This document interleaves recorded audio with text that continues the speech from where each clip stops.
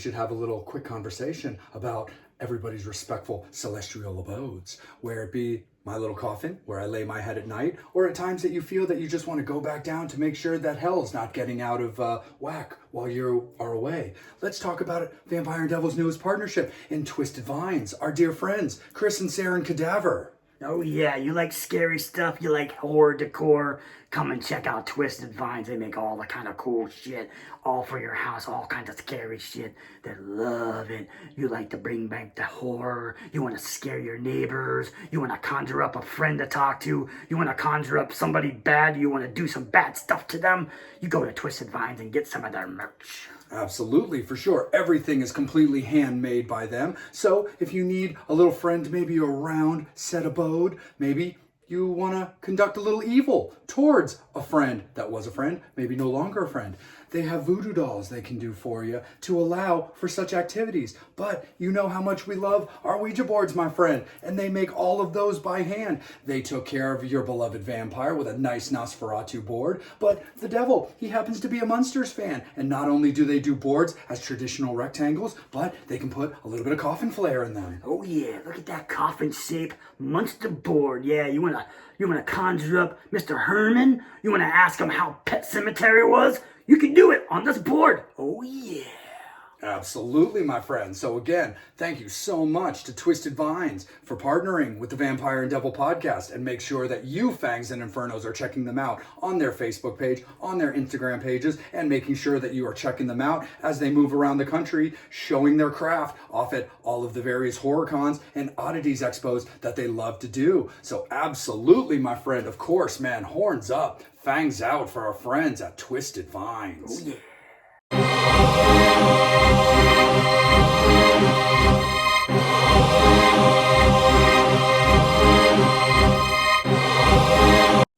All right there, Fangs and Infernos. What happens when you fuck with time?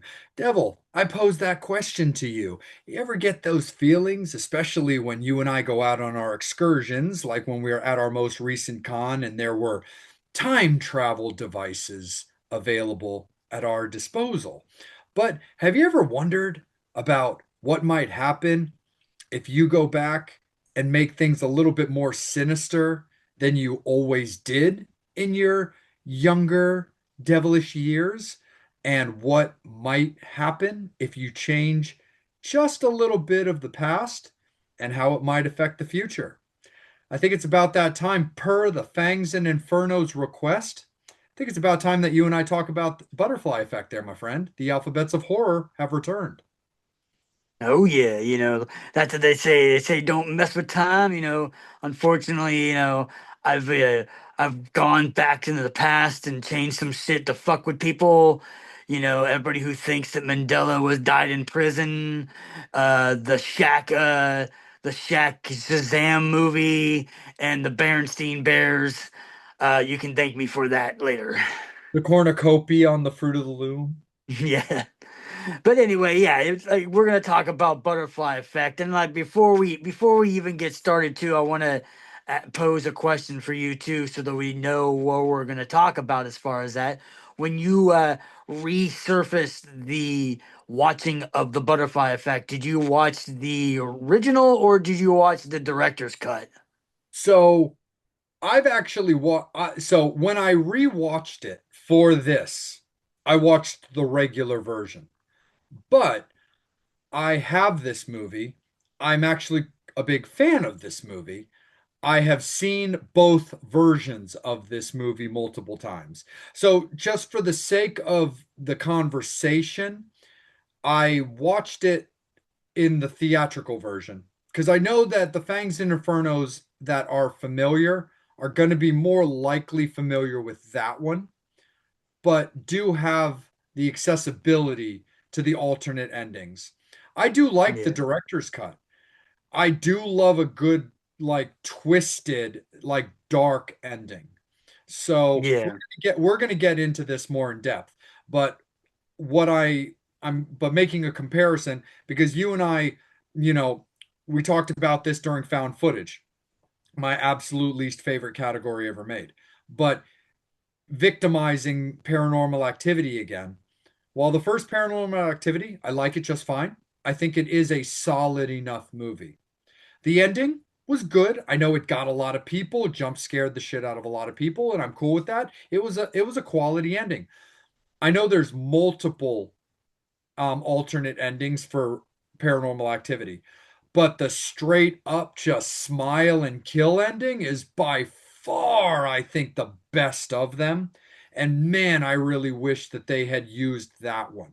Now, the alternate ending we're going to talk about when it becomes appropriate for the conversation, dude, it's dark, and I kind of wish they had gone with it because that would have fucking stopped traffic if they had Yeah, actually gone through with that.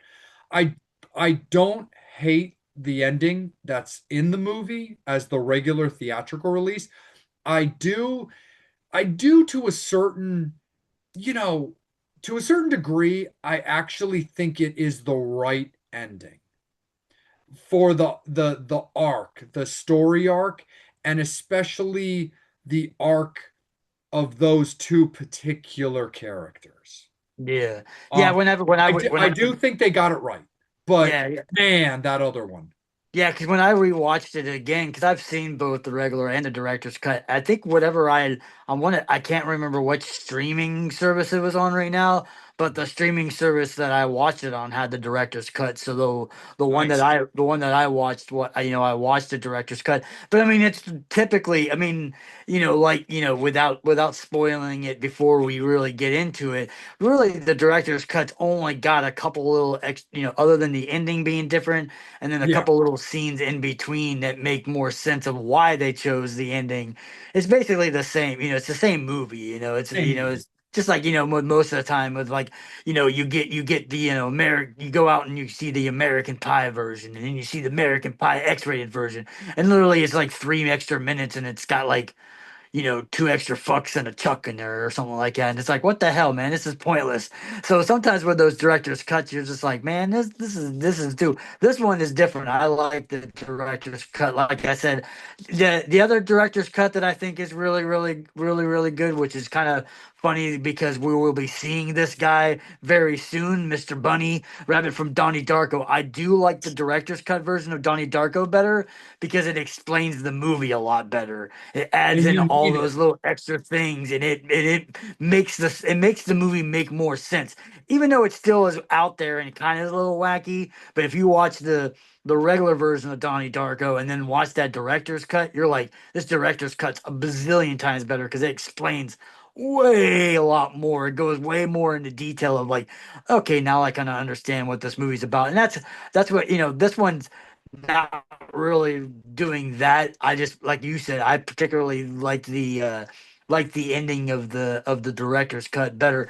But anyway, like I said, I mean, I've always thought this was a good movie. I've been a huge fan of Ashton Kutcher. I've always kind of liked him. I always thought he was one of those like kind of actors that typically he kind of reminds me. Maybe he hasn't grown to that side yet, but he kind of reminds me of like a younger Keanu Reeves, where he Yeah. was in those kind of stupid movies like Dude, Where's My Car and all that, and kind of got typecasted. But then now everybody was like, when Keanu Reeves did those movies back in the day, they were like, no one's gonna take you seriously, and not only was he not in the fucking Matrix, which makes a bazillion dollars. Now he's in the John Wick series that's making Yeah. zillions of dollars. So he basically told everybody, go fuck you. I'm not strictly just the Bill and Ted character that everybody always, looks at him, whenever he goes into that. So I kind of feel like Ashton Kutcher has that. He has some movies where he's done some stuff like that. But most people are gonna think of him, especially because he had that the prank show and stuff like that he was doing that. I Yeah. mean, Homeboy was getting to stoop Demi Moore, so you got to give him kudos for that. You know what I mean? It's like, getting some of that, and then like I said, just being on that '70s show with, was always a fan. I wasn't particularly like mostly fans of those kind of like sitcoms, but the '70s show I've always liked. I always thought that was a good show and a fun show. So I've Yeah. always been a fan of him. I like Amy Smart. I've always been a fan of her. I like her Same. in this Big fan. movie. And I feel like with Ashton's character, he doesn't do that. I think her acting ability shows a lot more in this movie because you see her in different roles. You see her, as like, like basically a prostitute at one point and like drugged out, but then you see her as like a preppy girl, then you see her that, so they really get to show you in this movie, you get to see like a lot of rapping chops. And then I'm always happy to see a fellow mall rats with Ethan Suplee.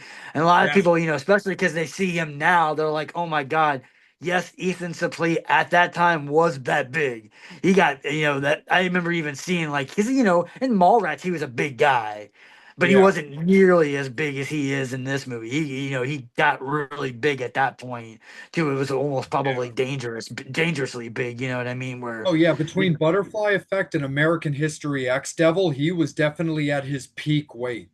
Yeah, yeah, exactly. But I've always, like I said, I've always been a fan of him, obviously for that. So I mean, just adding those three, and then obviously, like I said, the other supporting cast of this movie was good, and even even though the character himself wasn't really a good guy, I've always liked the actor. I like now I'm drawing a blank of his freaking name though. The Amy's dad in the movie who was Oh yeah.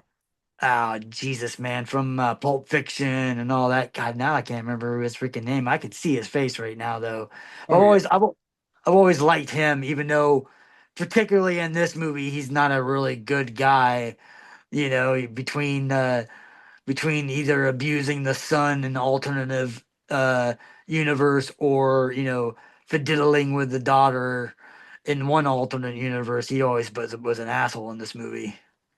Yeah, no, I definitely know who you're talking about, and I'm trying to like remind myself like off the oh fucking there it is. Yeah, no, I knew I would have it. It's Eric Stoltz. Like, Eric Stoltz, yeah, yeah. yeah. But I was always a big huge fan of I him. I was like, mean, I know my it's what? right there, especially because him, almost being involved in like Back to the Future and like all Yeah, that kind yeah, of stuff. he was the original Marty to begin with, and I was always a fan of the mask that he did. Oh I've yeah. I've always loved that movie and stuff like that. So not Jim Carrey's The Mask, the different mask, the Cher Elephant Man kind of mask movie. But yeah, No, that so it's movie's like so so this good. movie always had. Yeah, so it's like this movie always like, got me just because it had a lot of the actors. And then like I said, it's just a cool movie. I love the fact where it's just a lot of bad things happening to people, and then this kid's just trying to make things right. And they, like Just they say, whenever you mess with one thing, you never know what you're going to do. And that people always say that too. It's like, go back, and if you could go back in time, would you kill Hitler? And it's like, okay, yeah, I'm not saying that going back in time and killing Hitler wouldn't be a good thing, because the fact that, with Hitler not being around, 9 bazillion Jews wouldn't have got killed in the Holocaust. But, but then again, who knows, if you would have killed Hitler, something worse would have happened and somebody would have taken over the world or something like that. So you never really know exactly. yeah, there's so many like little things, like not to get like super crazy political on this show because that's not what we're about, but even just something as simple like, Hitler, killed so many people. We're not advocating for Hitler there, Fangs and Infernos. I'm just simply making a point that's kind of relevant to this show. This episode, I mean, for this movie. You know, Hitler was in charge of so many people dying, which means that so many loved ones may or may not have been left without their significant others, which means that over the course of their lives, other significant others may or may not have come into play. Now, if you go out and you assassinate Hitler, these people stay with their, a lot of them probably stay with their, at that time, significant others, which can potentially change when a person was born.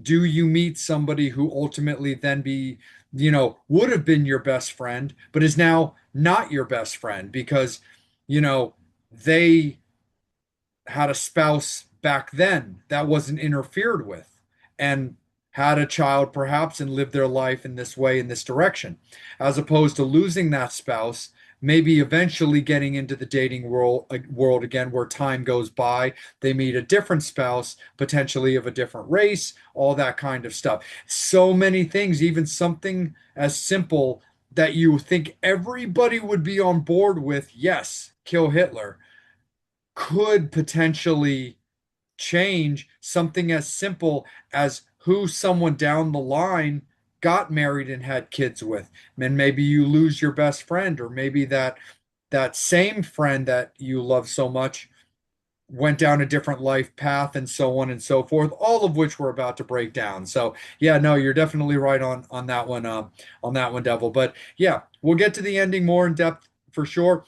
Overall, when it comes to the movie as the movie, I do think they got the ending correct. I wouldn't have hated for the way I enjoy a good, sick and twisted ending. I wouldn't have been mad at the alternative ending. But anyway, I love the idea of this movie. I've always loved this movie too. I think the casting is great, just like you. I like Ashton Kutcher. I love Amy Smart. I think Ethan Suplee is insanely underrated. And I love the overall concept of this movie. These kids, this like clique, this like group of friends, like taking into consideration you, me, Mrs. Devil, Mrs. Vamp. We're a tight little group. We go to the movies, we hang out, we go to each other's houses. Like, you know, it's a core little group. They're coming up. There's issues, there's trials and tribulations. Amy's character and her brother are like, you know, tortured, manipulated, kind of abused by her father. Um, Ultimately, the kind of story kind of kicks off with, Ashton Kutcher's character needing to move based off, decisions that were also made with kids being kids, making good decisions, making stupid decisions. Um, and, you know, the first big issue revolves around, dynamite in a mailbox.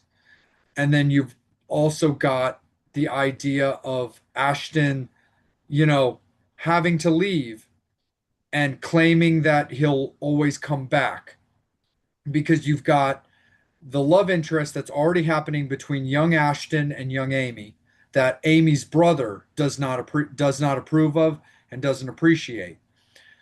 Then you've also got the aspect of young love being broken up by Ashton having to move and making a promise that he'll always come back.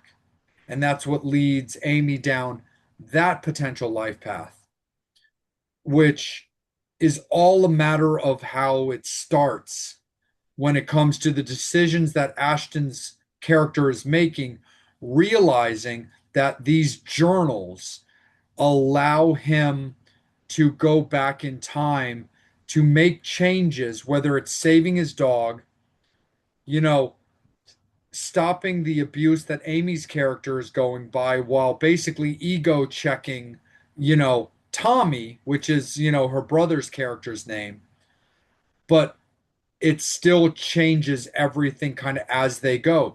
You go from leaving your girlfriend behind and not checking on her, where she becomes, a streetwalker, or coming back and fixing it so she's protected, but then it ups the abuse on, her brother, who then basically just becomes this angry guy, which leads to, the death of an animal, which of course Mrs. Vamp was definitely not going to be stoked about. So I made sure to rewatch the movie not in her presence. Um, and then also the potential of self-defense turning into accidental murder. There's so many different avenues that this movie goes, and that's something I've always loved about it. Yeah, yeah. I always liked the just the way that they do it too. With him, like I said, with him reading the journals and being able to go back. I like the way that they visually did it, where they kind of like, made him, made the fast pace moving and stuff like that, and kind of broke it into it. I thought that was pretty cool. But yeah, yeah, it's Yeah. interesting, especially that one where when he goes back in time and he's like, hey, right, with the daughter and the father and stuff like that. And he's like, "Hey, scumbag, you want to touch somebody? Don't do this and stuff like that." So I thought that was really cool. But like he said, every time, that first time he goes back, he's like, "Oh shit, things are way better." You know what I mean? He's in college with her and stuff like that. But yeah, then you don't realize, like you said, he doesn't realize that. because the dad didn't touch her anymore because he scared the shit out of the dad, that he put all his anger and all that abuse into the son. So now the son going, and then he goes, does that. Then he goes back and tries to figure out, like you said, he tries to do the dog. So then he tells the kid to put the, you know, grab the sharp object and stuff like that, thinking that, he'd be able to cut the rope. And the kid's been, still traumatized because of the firework incident, that he decides to stab the kid and kills the kid and stuff like that. Becomes that. And then like, or like, when he goes and he's figuring out he's gonna stop the the the The mailbox mailbox. blowing up, and then he Yeah. realizes he loses his hands and his parts of his body and stuff like that. So I thought that was cool.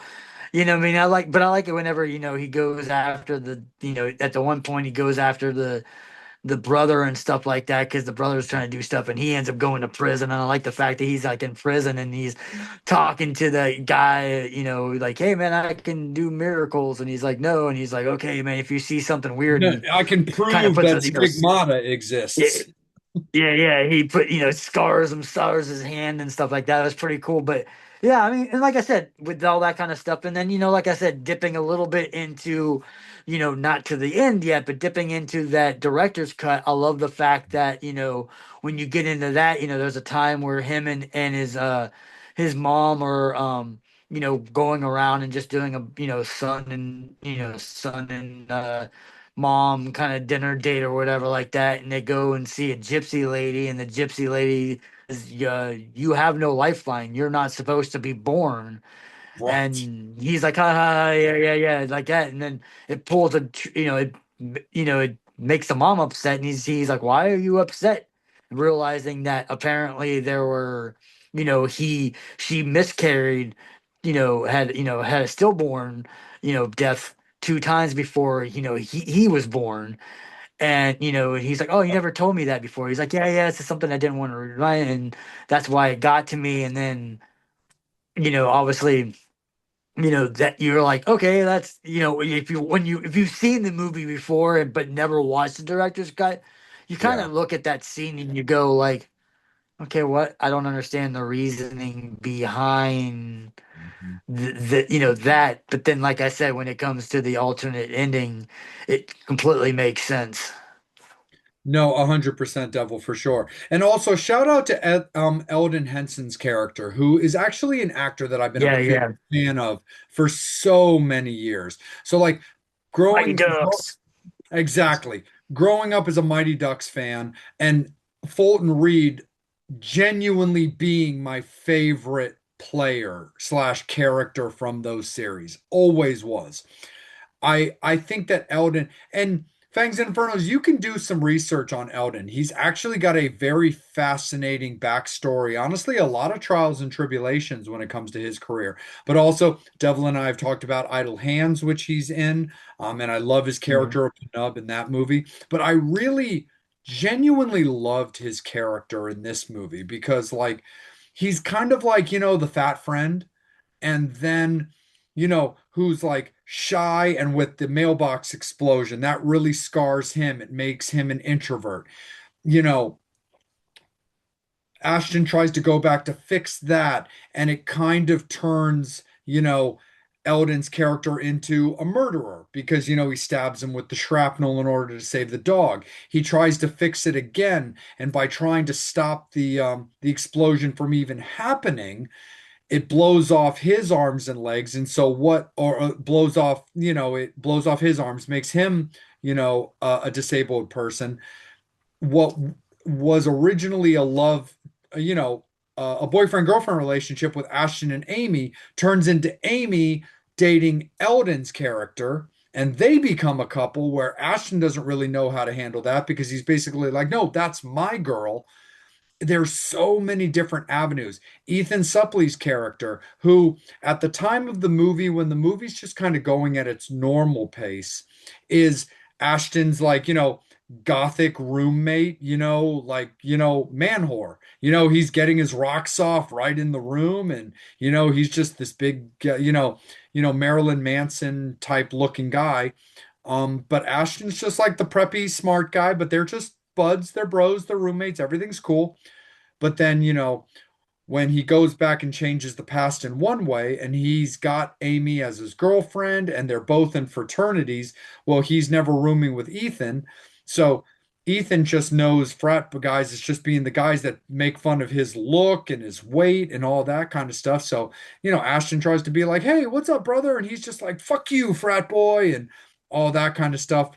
But again, yeah, it's all those little avenues and all those little channels. And again, I love the fact that they do address his mother's past, but it doesn't make as much sense in the regular movie. But it's not something that really it doesn't really break the fantasy as I use a lot. It's just kind of a conversation that, like, it works. You might tilt your head and look at it a little cockeyed, but only for like a second, and then you kind of continue on. But yeah, with the addition of the alternate ending, especially with the phrase "not again," which again we'll go into that in a little bit, is it makes everything just make that much more sense. Yeah, yeah, exactly. And that's the thing about it that I've always enjoyed, and that's what I'm gonna get into now and stuff like that with the alternate ending, and then we'll talk about the regular ending and stuff like that. But with the alternate ending, the reason why I always liked that was because yeah, so he's trying to figure out how he can get this thing to do, you know what I mean? Every time I keep on trying to do this, every time I keep trying to do this, it keeps getting worse and keeps getting worse, keeps getting worse. So, he remembers that his dad, and them had that power, and he had the old videotapes, or the old, cameras and stuff like that. And, obviously they filmed his birth and stuff like that. And, he goes back to where he can go into where he's, in his mother's stomach. And, he, basically, hangs himself with the umbilical Yeah. cord and kills himself at birth. But and then I always liked that because I always thought that was kind of cool because yes, she basically has, he's never born, so everything's, on that world is going to be good. But it also poses a cool question, which they never really get into, but it's Yeah. something you got to think about. You're like, is it obviously you knew that the father had this ability because that's why he was in the mental institution and all that kind of stuff like that. So he had the same ability of being able to go back and change things and do stuff. Obviously Ashton Kutcher's character is able to do that, and you kind of wonder, when you see the alternative ending, it talks about the other two, when the mom was talking about the other two that she had the miscarriages with, that if each one of them went through the same kind of stuff where they did this and tried to go back in time, kept fucking it up, kept fucking it up, kept fucking up, and the only alternative that they had was to strangle themselves with the umbilical cord as babies. And it continues on with Ashton's Kutcher's character, doing that. So I thought that was kind of cool because obviously Yeah. the directors never come out and said it's a very fan theory, but he's like, it makes sense, because he does talk about that and he kind of pointed to that. And it makes you kind of think though, like, were those other two not real, were they really not miscarriages where, stillborns, did the same thing happen to them as the same thing Yeah. happened? Because obviously if it's genetically, they probably would have gotten that. If they would have been born, they would have gotten that same ability that the father has. And then, like I said, you go into the cookie cutter, I guess, version of the ending where the regular version of the ending where, he basically just goes back in time, tells Amy's character that he doesn't like her and blah blah blah, and basically kind Yeah. of pushes her, and they don't become friends at all, and none of that stuff spirals. Which I mean, is a good. I mean, it's sad because it's like, yeah, alternately, the only way that you can kind of make this everybody's existence, where the only reason, because they said, like, in the movie, like when you're watching it, the only reason why she chose to stay with the father instead of going and living with the mother was because she didn't want to leave Ashton because they knew each other and stuff like that, and she didn't want to leave him, leave a friend, and and alternatively staying with the father is what caused the abuse of her and the abuse of the son. So that's why. So he decides to if she doesn't like me, she doesn't know me, she doesn't want to be my friend anymore, she's gonna pick to go live with her mother, and living with her mother and the brother living with the mother, they'll be alternatively good. So everybody good. Amy's character would be good. The brother's character would be good. Eldon's character won't have the trauma and stuff like that. So he's like, the best way for me to live is to just never, never know Exist. her, or have her never know him.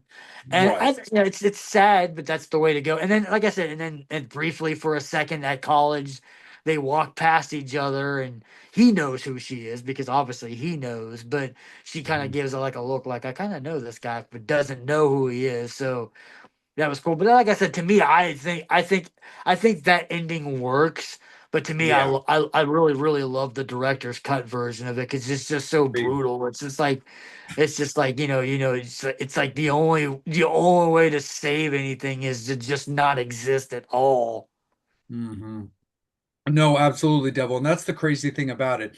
Yeah, I mean, I remember that ending like, well, both endings, I remember them very well because, like I said, I'm a fan of this movie and have been really since I saw it in the theaters.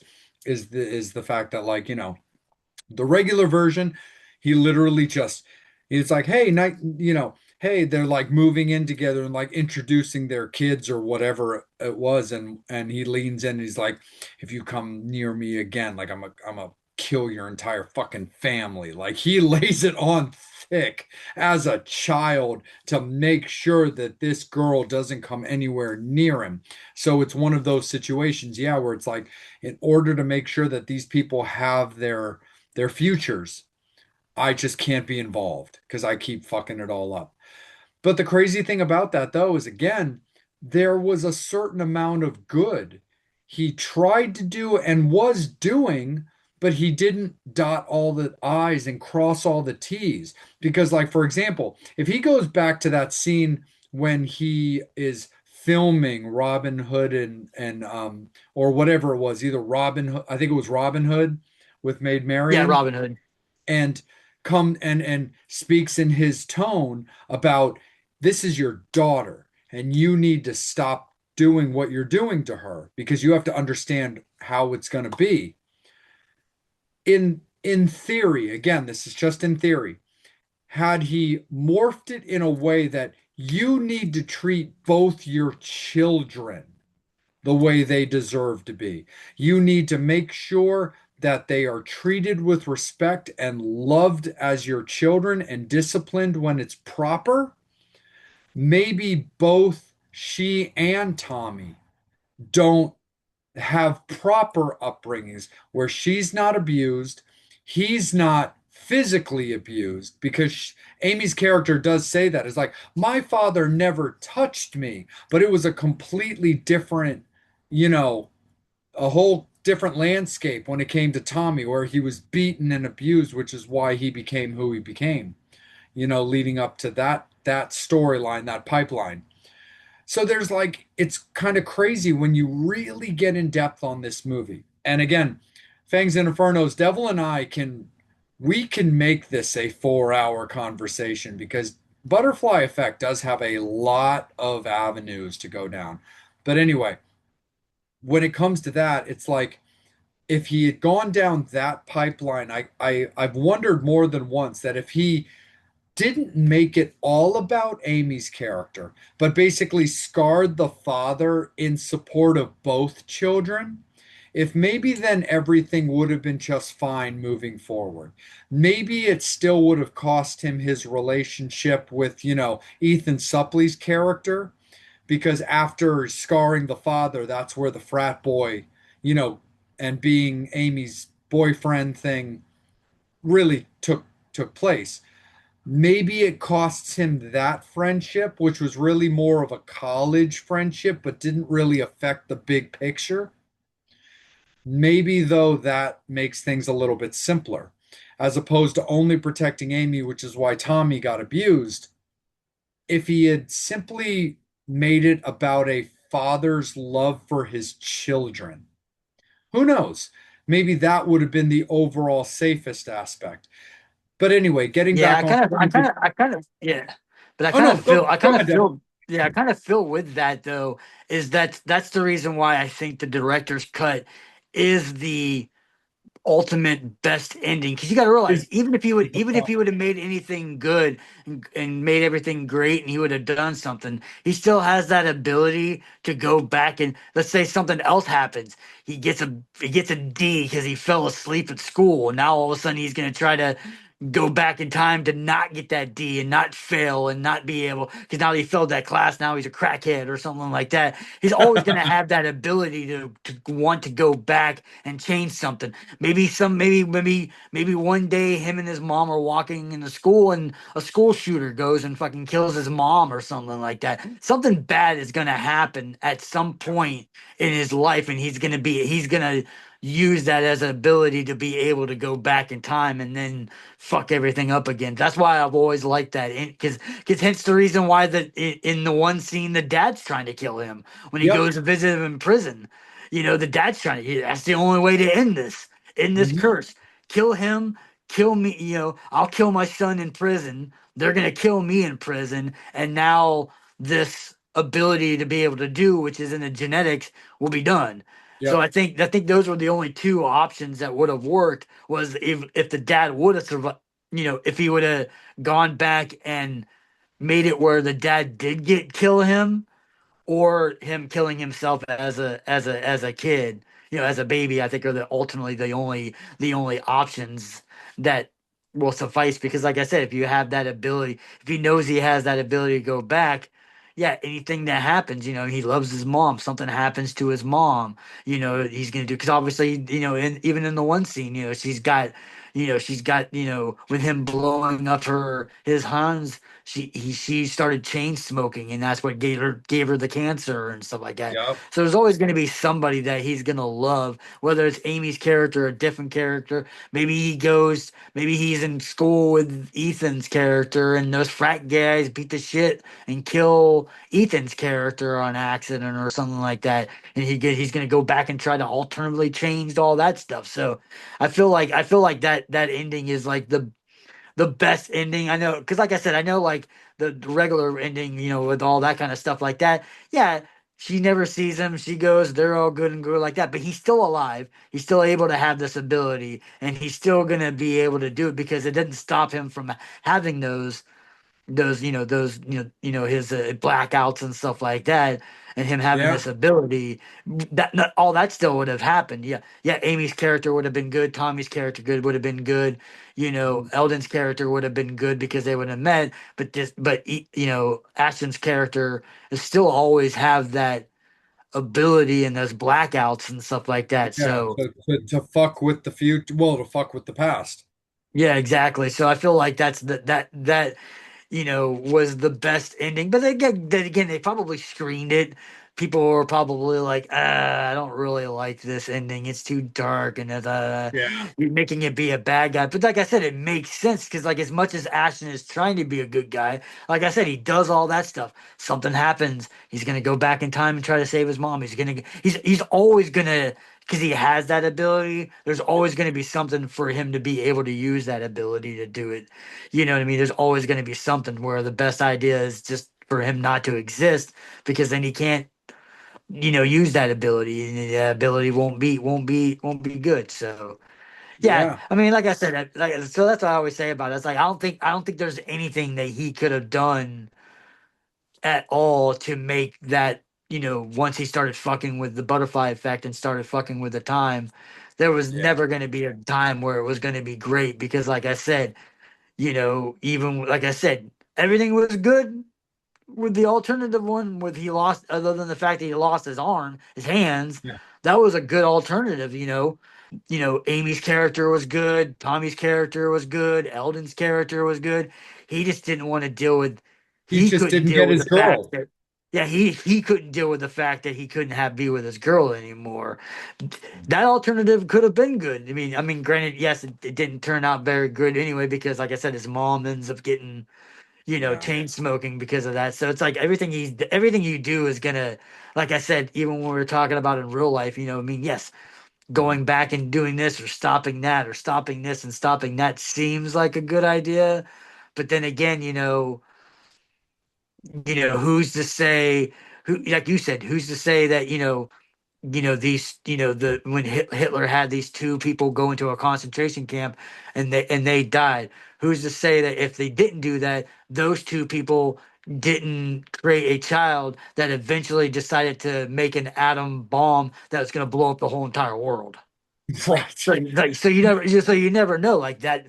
Totally. So it's like, yeah, it seems like I said, I'm 100% in that idea. I think we should go have gone back. I mean, if I had the ability to go back, I'm going to kill baby Hitler too, and I'm going to do this, I'm going to do all that, I'm going to do all these bad people who are bad. Like, hell yeah, man. But like I said, it seems like a good idea, but ultimately the way the universe works, it's probably not the best. It's not good to meddle with stuff, man. It's just, granted, yeah, granted, it sucks. I mean, everybody, wishes this person was still alive or that person was still alive or this thing didn't happen to this person and that didn't happen to that person. But ultimately, like I said, man, messing with that and stuff like that, you never know. Like even when we were talking about with Eric Stoltz and Back to the Future, I mean, Yeah. he tries to do all the stuff that he tries to do, and it just messes with that. You know what I mean? All of a sudden, he's like, "Oh, I'm gonna grab the sports almanac and make money," and then gets into the wrong hands, and then look Yep. what happens. You know what I mean? So it's like, yeah, it's like you don't want to mess with, is as bad as shit is because of certain things. Alternatively, yeah, alternatively it could be better, but alternatively it could be worse too. You never know. Totally. And it is a little crazy, Devil. It's like a final thought before going into the obituaries, and not to like go out of my way to make it really dark, but like it's just part of the conversation, is that the crazy thing about both of the endings, the theatrical ending where he just basically tells, Amy's young self to go fuck herself and stay away from me, versus the alternate ending where he kills himself in the womb. Kind of both of those scenarios don't technically change the fact that her father is a pedophile and Yeah, that she is going to be dealing with that situation. Now, however she handles it or gets any kind of strength off of it, hopefully the other friends are able to work with her, console her. I want to try to include a type of silver lining on this. Is the fact that, she still does have her brother Tommy. She still does have, Eldon Henson's character as well as a best friend.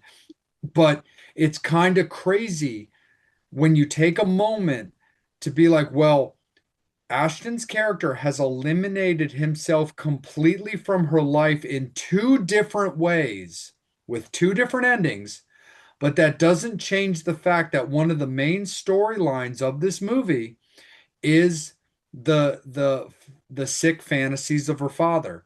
And with Ashton not around, that doesn't really change the fact that her father is this way. Now, does that make it that, Eldon Henson's character perhaps is Robin Hood, despite the fact that at that time he's kind of like the fat friend? But well, that wouldn't have happened because when when the father still would have always been a pedophile, but I right, don't think it would have gotten to that point because she wouldn't have lived with the father. She'd be living with the mother living with the mother because it was all because about they being were split because they've already split the family. The mother and father split, and she decided right. to stay with the father. Which Yeah, I mean, granted, in the alternate, with him alternatively, they probably could have. He could have done stuff to her when she was a baby and things like that. Hence the reason right. why the mom separated from him. So, but yeah, the Robin Hood thing would have never happened in both scenarios because she would have always chose to go. They would have always chose to go with the mom and not stay with the dad.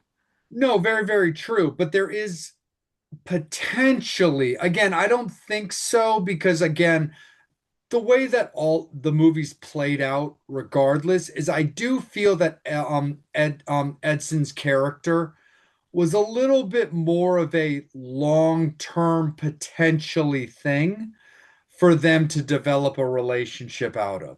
Because even when Yeah, Ashton was injured for that storyline and that timeline, that's what kind of led to the relationship between Edson's character and Amy's character. So there's a good possibility that she wouldn't have even been around by that time for them to have developed something.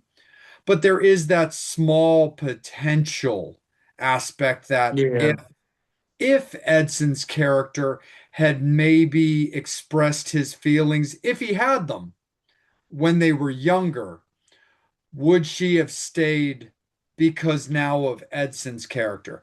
But that's just a whole lot of different yeah. rabbit holes that we can get to. And Fangs and Infernos, that's the reason why I was saying that if we really wanted to get down and dirty, Devil and I can talk about this movie for 4 hours, but that's not the way it's going to be.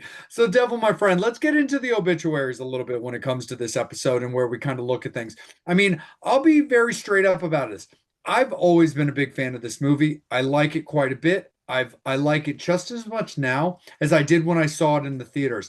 I give it high marks. I personally give it an 8. I really think overall it was a really well thought out, well casted, and well scripted movie.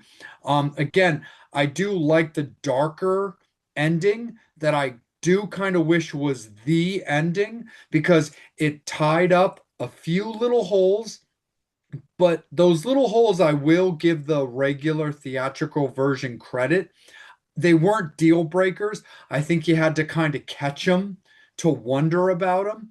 But overall, I do think that the movie, even with the regular theatrical version, technically with the story arc it was going for, and like you said, probably the demographic that was watching the movie and also based off reactions to the movie, I will say I do think they got the ending right.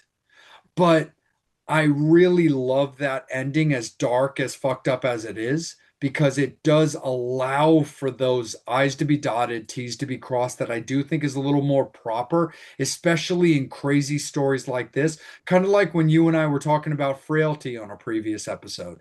You know, there's so many different rabbit holes and so many places to go. So I do think they got it right. I wouldn't have hated the alternate ending to be the ending, but again, I like this movie. I've always been strong on this movie. As far as I'm concerned, fuck the sequels because I do think this is a solid be all end all movie. I do like it as an 8. Yeah, yeah. I mean, I definitely agree. I mean, I think it's all it's probably like when it comes to like that whole like back to the kind of future, kind of time traveling, kind of stuff like that. You know what I mean? It's definitely I was one of the better ones and stuff like that. And like I said, it's a movie that came out how many years ago, and you can still watch it now, and it's still just as relevant. It's very Yeah. timeless. It doesn't really make you go back to a certain point.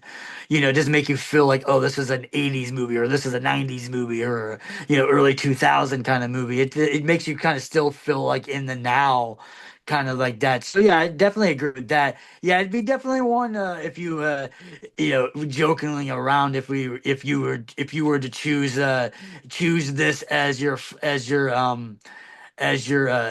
franchise, that 2 and 3 would drag this so down so low Fuck you, that devil. it would give you a horrible it would be even worse. It would be even worse than dragging down Warlock and dragging down the Yeah.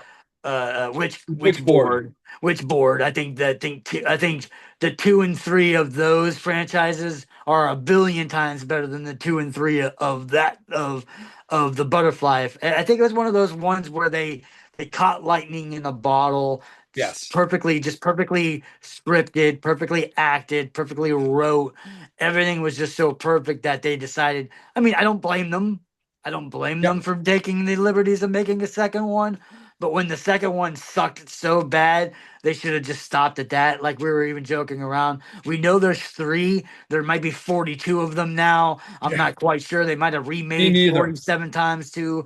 But anyway, I agree. I think 8.0. I think I think it's one of the best movies that's not perfect, Yeah, but it's almost perfect. It's such a yeah, good movie, and it's such a just a makes you think. What would you do if you were in this situation? Would you do this, or how would you change this, or do you think there's something that you could do that can change it? And like I said, ultimately, that director's cut is probably where everything needs to be. I don't care yeah. what you do or how you do it. That's probably going to be the end of all endings, just because the fact that when you fuck with time and you fuck with past and you fuck with shit, yeah, like I said, everything might be perfect, but somewhere else there might be something bad that just happened because of that. So you never know. For me, I think it's a good one, and I think when it comes to when we do a lot of these polls for that, the butterfly effect definitely did have a big push for it. A lot of people It definitely did. wanted to see this one. So it definitely, like I said, it speaks volumes that this movie is still loved, and it's still fucked up. It's still crazy to watch this movie, and it's still like, oh my God, I can't believe they did stuff, especially just some of the stuff, like I said, fucking blowing up a mom and a baby, even though they don't really show that, or basically beating a dog in a sack and burning it and shit like that.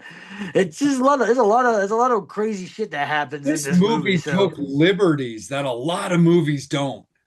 yeah, yeah. So yeah, I gotta give it up. Like I said, I definitely go with the 8.0 because I think that's a perfect score for it. Absolutely. So, Fangs and Infernos, that is the way that it is going to be in agreement across the board between Vampire and your beloved devil. It is going to be an 8.0 for Butterfly Effect in the letter B of the alphabets of horror. So, keep that in mind as we continue on with future episodes as we circle back around with more alphabets of horror. Letter C coming up shortly. Keep an eye out for the devil's announcement on that. But Butterfly Effect, very, very strong. Don't fuck with time, and that's the way it's going to be. But something that Devil and I do want you to fuck with is rock and horror apparel. Those are our dearly beloveds, Mark and Lizzie. We really appreciate everything that they do for us. Rock and horror apparel, they have an amazing line of their own. Everything from shirts, hoodies, you know, booty shorts, shorts, and everything in between. Mark and Lizzie definitely have it going on. But they were gracious enough to partner with myself and the devil for our merch store as well. So please make sure that you're going to the Vampire and Devil collab under rockandhorror.com to check out everything that we have for Rock and Horror. For Vampire and Devil merch on rockandhorror.com. And keep in mind that by following Rock and Horror's socials, you also know about when they're doing deals and discounts, and all of those do apply for our stores. And other than that, we do want to always give a shout out to our other partners and sponsors of the Vampire and Devil podcast, those being Chris at the Buffalo Bill House. It's an amazing bed and breakfast. Devil and I definitely suggest you guys go check it out. Of course, Chris and Saren, when it comes to Twisted Vines, an amazing horror decor, a lot of handmade Ouija boards and everything in between. They're absolutely fantastic. Our buddies at Brutalities, so many flavors, so many amazing partnerships that they do with Cold Chamber, Wednesday 13, but then just great movies, music, and horror references in all of their teas. They definitely have it going on. And of course, our buddy John, who owns the Salem Witchboard Museum and the Witchboard Museum of Baltimore. Check out all of those independent companies, all of those independent vendors for everything that they're doing, because that's what keeps everything alive. But that's going to be it for me and the devil when it comes to this conversation. So, of course, circling back around, letter B in the alphabets of horror for Butterfly Effect, which you, Fangs and Infernos, chose across the board in agreement, 8.0 on the obituaries, and that is the way it is going to be. Horns up, fangs out. Devil, my friend. Fashion, things to wear, possibly faces covered, but more importantly, covering up the bodies. Merch, we have that now. we are very, very excited to announce that Vampire and the Devil have partnered with our friends at Rockin' Horror Apparel. They are now taking care of the actual merch, the exclusive merch for the Vampire and Devil podcast, modeled by our very sexy devil right here. Oh, yeah. But we have all kinds of goodies to share with you. Got the hoodies, we got some shirts, we got some tanks coming up, we got some booty shorts, we got all the stuff you want to wear from the Vampire and Devil podcast, thanks to Rockin' Horror. Horns up, fangs out.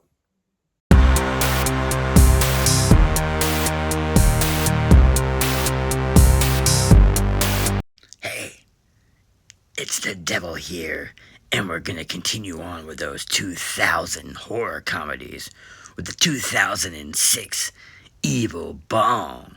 Have you seen this movie? It's evil. It's got a lot of weed. It's got Tommy Chong. It's got a bong that kills. Imagine that. Yeah, we love Evil Bong.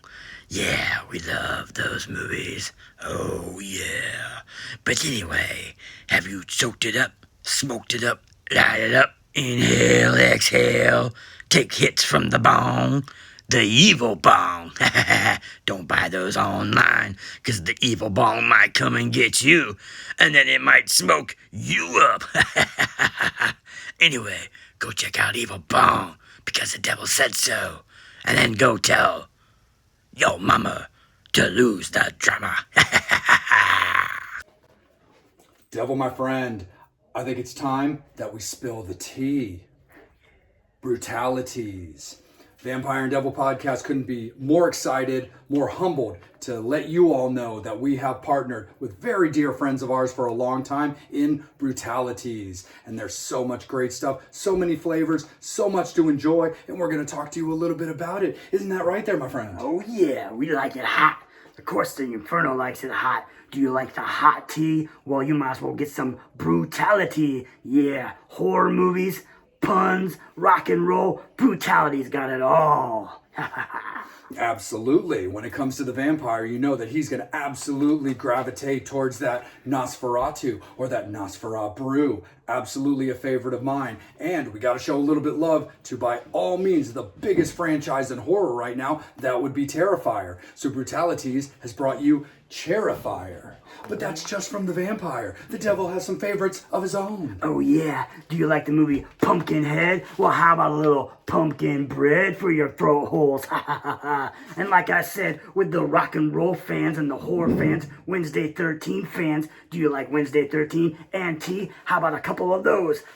With the Summertime Suicide and a couple other ones too. So if you like Wednesday 13 and you like the tea and you like the Brutalities, go to the website. Absolutely. And so, of course, we like to look out for those that look out for us. We love you, Fangs. We love you, Infernos. But as a courtesy from Brutalities to be bestowed on you, we have that Vampire and Devil coupon code, don't we, my friend? Oh, yeah. You want to save a little dough, little cheddar, maybe buy some more shit? Go on the line, Brutalities, type in Vampire and Devil, and you get 10% off your order. Oh, yeah. Oh, yeah, definitely. So it's getting into the chilly weather. People need to warm their bones. They need to warm what little skin they may or may not have. But Brutalities is the way to get it done. So that's the way it's going to be because Vampire and Devil said so.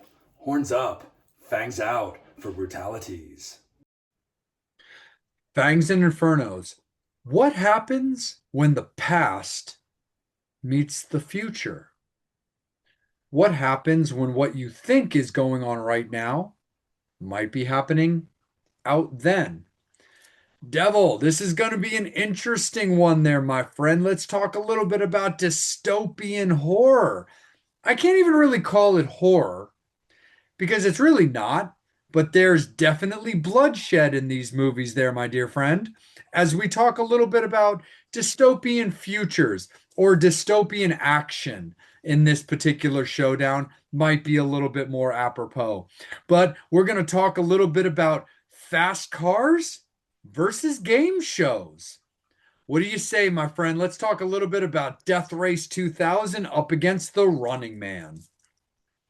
Oh, yeah. It's the light the fires, kick the tires, and all that other crap that Tom Cruise said in in that movie. But anyway, yeah, we're gonna talk about what happens. And as like I said, I love these dystopian futures. You know what I mean? Like your Terminator movies, and even like when we were talking about time travel and stuff like that, like Back to the Future 2, whenever he Yeah. changes the past and all that kind of stuff. I've always liked that and stuff like that. This one's a fun one just because when we get to Death Race 2000, it talks about how California went into the ocean in the big earthquake of '79. And so it's always fun about that. I always tell my friends that are in California, I'm like, shut up, you're not really in California now. You guys all perished in '79. But yeah, it's gonna be great. Both movies have like stellar casts, definitely cool movies. Obviously, with Death Race 2000 it being one of the cool movies of, like I said, of all these great actors and stuff like that. Also being like one of those movies where you're gonna see a lot of crazy stuff. Definitely not PG friendly as No. far as everybody all being PC friendly and all that kind of stuff like that, with all that kind of stuff. But it's great. You got two people kind of pitting against each other in this one. A little bit of Roger Corman action with Death Race 2000, and then you have a little bit of Stephen King, aka Richard Bachman, with his short story for Running Man. And it's Yep. funny, both of them have had remakes, and continual sequels. Obviously with Death Race a couple times have been franchised, Couple and just couple recently, hundred with the new times. Running Man that just came out. Yeah, yeah, a couple different ones. Death Race 2000, Death Race 1982, Death Race, Death Race. Well, I don't even know. Death Race, whatever Jason Statham wants to do, or whatever one of those action guys are always in. You know what I mean? So it's fun time. You know what I mean? It's a good movie. Like I said, I love it. It definitely, I mean, out of the two movies, I think that Running Man holds up a little bit better as far as like time Does. wise. You can definitely tell it's an '80s movie, but it Yeah. still has that little bit of clean. You can definitely tell that Death Race 2000's a '70s movie. I mean, it's just Yeah. flat out is just a full on '70s film, and there's no getting out of that. So yeah, it's gonna be a Not fun one. You know what I mean? It's all about people losing their heads, getting run over. Old people getting ran over, blood and guts. You got the old school with Death Race 2000. You got the paint red blood that looks horrible on screen, but it's funny anyway. And then the best thing of all, you got Richard Dawson in freaking Running Man, which is the greatest thing ever. You got the Family Feud, man. It's time to bring on the feud. absolutely 100% there, my friend. No, and it's definitely a good one because it's like it's a cool thing. So before we get into Running Man, the thing that's kind of interesting is like both of these movies are like the casts are kind of ridiculous in like the best way because just like you said, you've got Roger Corman, you've got Richard Dawson, but then you've got David Carradine and Sylvester Stallone, but then you've got Arnold Schwarzenegger and Jim Brown. It's like, wait, how is stuff like this a thing? But that's also what makes these showdowns like really, really cool. So anyway, my friend, when it comes to Running Man, I mean, this is a very, very cool one. At the time, Arnold Schwarzenegger was doing a lot of these type of dystopian films. It's right in a relatively close proximity to Total Recall, which is definitely a movie that we easily could have done in this showdown if we want to, which would have made like life very hard on me because I was very committed to Death Race. And again, that movie is great. I will explain when it's necessary about why it's great, because I do think there's underrated points to that. But with something like Running Man and the style of that particular movie, and then you also have his appearance in something like Total Recall, Man, do I love me some Total Recall. So that would have been an insanely difficult back and forth when it came. Should we have done something like Death Race up against Total Recall? But anyway, let's talk about Running Man because I love the idea of this dystopian future run by an iron fist where people are kind of like, fuck your values, fuck your happy place. This is the way we're going to run things. It really doesn't matter about the way you feel. We're just going to do it our way, and you're going to have to cope. But then you have a game show that is based around death and not surviving until, of course, you've got the Arnold Schwarzenegger or anybody you would have chosen to cast in that role being like, no, I'm going to show you how it's done. And if I'm going to go down, I'm going to go down with a fight. In this particular case, he doesn't go down at all. But I also love the idea, very similar to other movies, like using Stallone as an example, to something like Judge Dredd, where yes, that was a frame job when I'm referring to Judge Dredd with Stallone involved, as opposed to Judge Dredd, the more recent movie. But the reason why I bring that up is just the idea of a dystopian future run by an iron fist where it's like, look, we want you to do this. Kill the people that are innocent because they're in our way. Where Arnold Schwarzenegger is like, no, I am not going to do that. These are innocent people. These are women and children that are just simply in an area.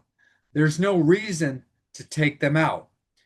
Where Boss Man, let's just call him General, is like, no, I am giving you an order. Arnold's like, fuck you, dude. So he's like, hey, Lieutenant, are you available? Yes, I'm right here. Detain him, cuff him, and take these people out. And of course, that's what leads to a little back and forth helicopter action and ultimately leads to, the butt end of a rifle taking out Arnold and landing him in jail. Yeah, you gotta get them in the chopper. You gotta get Get in Arnold the Schwarzenegger in the chopper! chopper. Yeah, I mean, this movie, like I said, even though it's in the future, it kind of, when you watch it now, it's got a lot of points that are somewhat similar to the world right now and stuff like that. With It really does. obviously, like in that, in that scene, they show the story of what supposedly happened, and Arnold Schwarzenegger went and killed all these people, and that's not exactly how it really happened. And the AI that they changed, and even throughout this whole entire movie, they keep on throwing in this little AI stuff and stuff like that, which is how fake news and stuff like that nowadays and stuff is. So yeah, it's kind of crazy, but yeah, I love the fact that like this world is basically like run by the government, and they just allow this like entertainment mogul to like basically like just put these hardened criminals like in this game show against these people and let them go crazy. But yeah, I just love the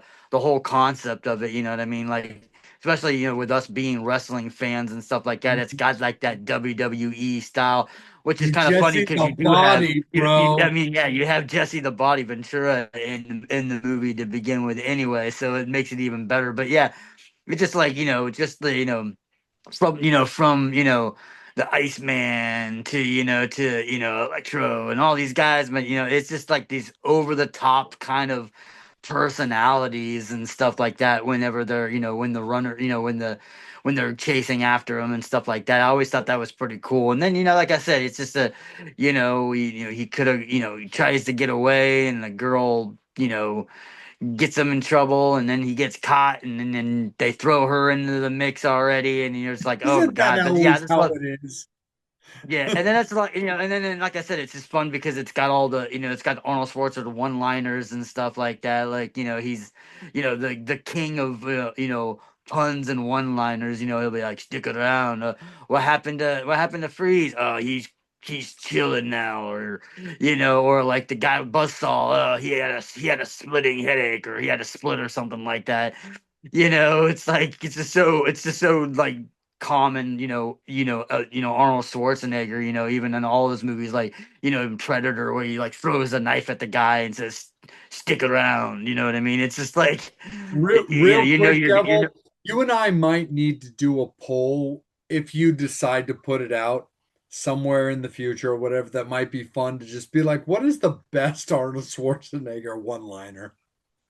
Yeah, yeah, exactly. But that's what I'm saying. It's so great and stuff like that. Those are like those are like the staple of the Arnold Schwarzenegger, especially like the '80s Arnold Schwarzenegger movies and stuff like that, Yes. where it's like, you're gonna get that. And then, like I said, then adding in Richard Dawson in it. Like I said, I'm a huge, huge fan of him and Family Feud and stuff like that. He plays such a great bad guy, even though he's playing sort of, a character that he normally is with a game show host, but then with that evil side. The best part of that whole entire time was, throughout the movie, whenever they're getting chased, and they're taking down all the freaking, contestants and stuff like that. Contestants are taking them out and stuff like that.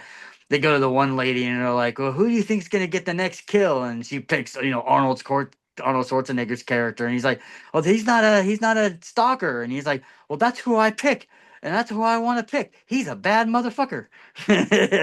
Yes. No, absolutely, Devil. I mean, dude, that opening scene, my friend, well, not opening scene, but when it comes to playing the game, that scene of him like razor wire hanging the like antagonist, like guy coming after him, was like kind of crazy because again, when it comes to like the Fangs and Infernos with what bloodlust they may or may not have is one thing. But what I'm specifically referencing is the fact that like the way that he tied this dude up and took him out stopped traffic in the crowd because this is like a game show that like is being watched by like a studio audience. And when he takes this guy out, there's like a hush that falls over the crowd as kind of like, well, we know this is also kind of about death, but we really weren't expecting like this guy to get taken out in this way, and we weren't prepared for that. At least that's the way that I kind of felt about it, is that him being Yeah. like, no, I'm the guy. And look, certain people, whether the contestant like you know succeeds or not, gets killed or not, is a different thing. They might get a victory here or there, but I kind of felt that the way he took out that very first person, especially in kind of a brutal fashion like that, really kind of set the tone where like the fans reaction was kind of like, holy shit, this dude's kind of a badass.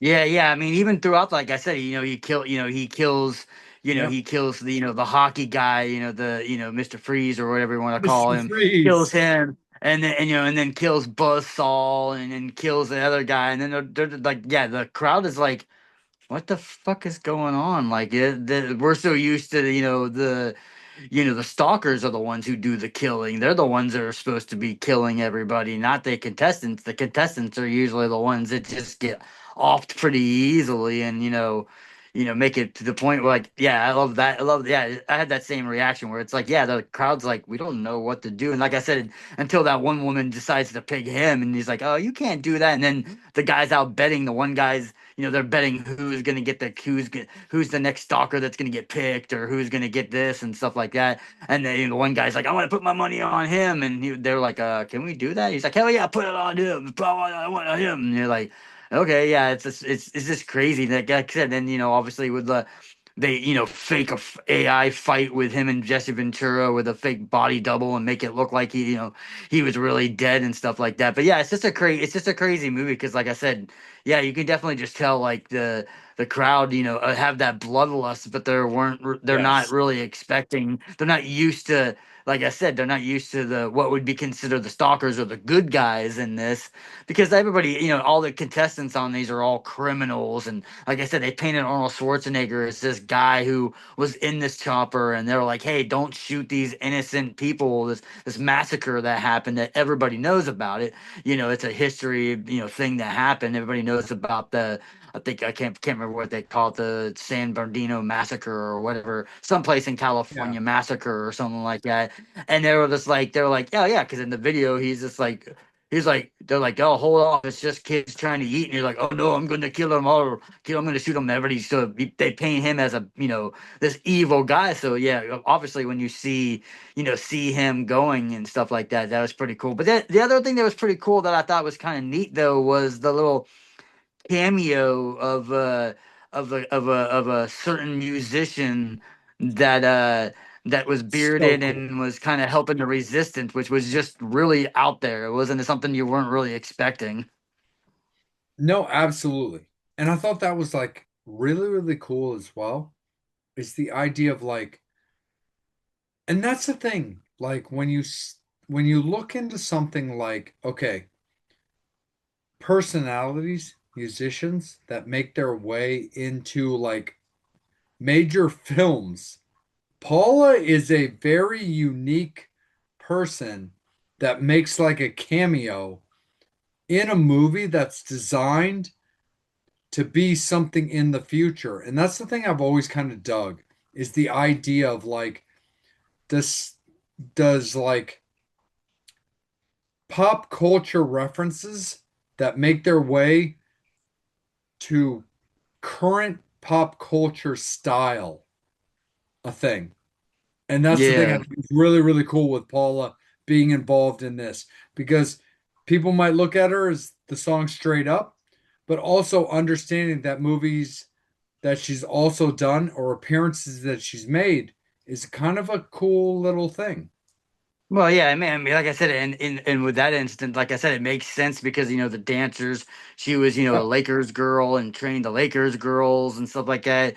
She did all that kind of stuff like that, and then like I said, and then with like I said, the other music cameo that I thought was pretty interesting. Like I said, when I was talking about the Resistance guy is freaking Roger Daltrey from the Who. You know what I mean? Kind of Yes. just coming out of nowhere. You're like, okay, and then he's talking about stuff, and they're like, "What the? Who the hell is this guy?" But Yeah. he plays him. But the crazy thing about it is he actually plays himself. He's actually Yes. playing who he's supposed to be. He was a musician in the day, and now he's not because this dystopian future. I thought that was kind of cool because usually in these kind of Yes. movies, you have them playing different, different characters, but he's actually kind of playing himself, like if the world goes to shit, we know we can count on the Who to come and get us and stuff like that. But yeah, Oh, like yeah. I said, I've always liked that. I've always thought it was pretty cool. I love like I said, I love all the just like the theatricals and stuff like that when it comes to that. Like I love freaking the electrocuting opera man going around and singing and lighting people up and stuff like that. You got the torch flamethrower, like Boba Fett looking dude. Guy thinks he's Boba Fett because he's got a backpack and he's got a flame jet and stuff like that. But I'm like, he's not Boba Fett. He finds out later on that, yeah, he needs to cool off from Arnold Hold on. Schwarzenegger. But No. yeah, yeah, Oh no, for sure, brother. And that's the thing I think is actually really cool. You got like Paula's references, but like the idea of like the Who being like a real influence in this, which I think is kind of cool because it's like you've got different like styles just when it comes to that. And you have to kind of know who the person is to realize that's a really cool cameo, but they're like you said, they're playing who they are in real life. But again, in this dystopian thing, because like for example, Mrs. Vamp and I have had this conversation about like talking about like football and like halftime shows and like the idea of like what makes a show versus not a show. And we look at bands like Rolling Stones that have played or The Who, and then you've got other bands that you just feel and they're phoning it in for like the paycheck. So like the idea of like him playing himself in a movie then, I just think is so cool. Yeah, yeah, and then like even now too with this movie, you know, like I said, obviously you have the remake that just came out Yeah. recently, but you know, but also like just the pop culture, you know, anybody out there, the Fangs and Infernos who are fans of rock and roll and metal like we are, you know, with the resurgence of Static X and stuff like that, with the new album and them bringing all that stuff like that, they have a song called Terminator Oscillator, Yep. and in the very beginning of that, it's got clips from the Running Man movie. It's got him, Roger, let's start running. You know, and it's got little clips from that and stuff like that. So it's so cool that like when you hear like in bands, not that that hasn't been a thing, you know, especially with with Rob Zombie and stuff like that. He's always putting clips of movies and stuff like that. Bands have always put, you know, Dope has always done that. Other bands have always done that, you know, put the clips from movies. But I just like think it's cool because it's like, you know, it's a lot of people won't even realize that it's a, you know, that it's Running Man that it's in the back of that, which I always love and stuff like that. So it's just cool, you know. It's just cool that no matter where you are, you're gonna get a little bit of Running Man action. And like I said, you know, you can't fuck with the Dawson, man. Richard Dawson's my dude, man. And he's so cool that even Static X is gonna put him in his music. Exactly, for sure, man. Absolutely, Devil. When it comes to the idea, though, and I kind of want to get your opinion on this. When it kind of comes to the idea, though, of like, you know, the when it comes to remakes, because the thing is you and I have been around for a very long time. And unfortunately, when it comes to now, over such a long period of time, when it comes to like Hollywood running out of ideas, there's a remake, a very recent remake of 2025. Because I remember reaching out to you and being like, we're talking about the old school one, right? And you're like, fuck yeah. What do you think about the remake that you just feel like? Here's the thing, the remake I don't think was terrible because I have actually seen it, but I don't think it has a punch that the classic one does. And I know a lot of Fangs and Yeah. Infernos are going to look at this and be like, well, vamp, of course they don't. All remakes tend, not all of them. So actually, let me retract, just be like, look, Fangs and Infernos, Devil and I do a shit ton of episodes, like you guys know, of better remakes. But my point is, the average remake doesn't pack the certain punch that the classic does. This is another one of those cases where I don't think the current Running Man is bad. I've watched it. I actually think it has a certain, as the old saying goes, je ne sais quoi about it. But there's something about those dystopian style movies that are actually done in the 80s that I feel actually have a little bit more like structure to them. I think they hold up a little better than when you look at a movie. Like for example, the reason why I'm bringing this up, The Running Man takes place technically in 2017, which was 9 years ago, and it holds up stylistically better than a movie that came out a year ago as a remake of that one that I feel doesn't lack the punch. That, oh, sorry, that I feel lacks the punch because it doesn't. It's now trying to push the future forward to compensate for the fact that, yeah, what they were talking about when that movie chose 2017 absolutely did not happen. But it was so much more realistic, I feel, when they designed it that way back then. Yeah, I mean, when it comes to these remakes, the best example, which is kind of funny because this is a, you know, we're talking about Running Man, which is a based off of a Stephen King, you know, short Yeah. story, Rick Buckman.